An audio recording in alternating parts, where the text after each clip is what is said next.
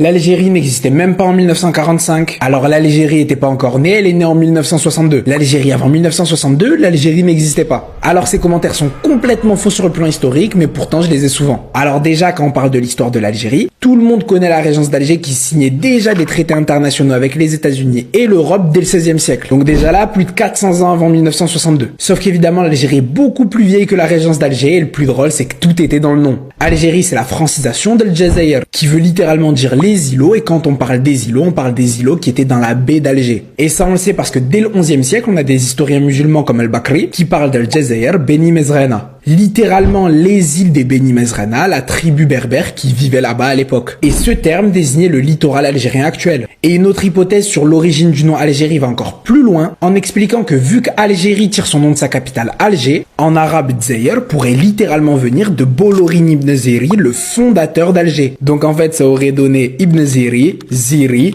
Dzaïr et Djazaïr pour finir. Ce qui nous fait passer là du XIe siècle au Xe siècle. Mais c'est pas fini parce que le vrai problème se cache derrière l'hypocrisie de tous ceux qui définissent le mot État. Parce que la conception actuelle de l'État-nation est en réalité une construction européenne du XIXe siècle. Donc déjà définir l'histoire d'un pays non européen comme l'Algérie par des concepts européens, c'est une forme de colonialisme sémantique. Et le plus hypocrite dans cette logique, c'est que même si on applique cette logique à certains pays européens comme l'Italie ou l'Allemagne, ça voudrait dire que ces pays n'existent que depuis 1861 et 1871. Sauf que personne n'aura le culot de dire que l'histoire de l'Italie ne remonte pas à la Rome antique. Donc la vraie question, c'est pourquoi ce deux poids deux mesures quand on parle de l'histoire de l'Algérie? Et si on analysait l'histoire de l'Algérie comme on analyse celle de l'Italie, on considérerait l'Algérie comme un pays millénaire. Parce qu'en ce sens, on pourrait remonter au royaume antique et parler de Massinissa. Enfin bref, like, abonne-toi.